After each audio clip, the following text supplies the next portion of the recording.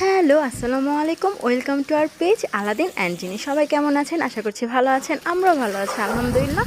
তো অনেক দিন যাবৎ মুরগি খাওয়া হয় না, কারণ যেহেতু কয়েকদিন আগে কুরবানি গেল, তো গরুর মাংসের উপরে আছি।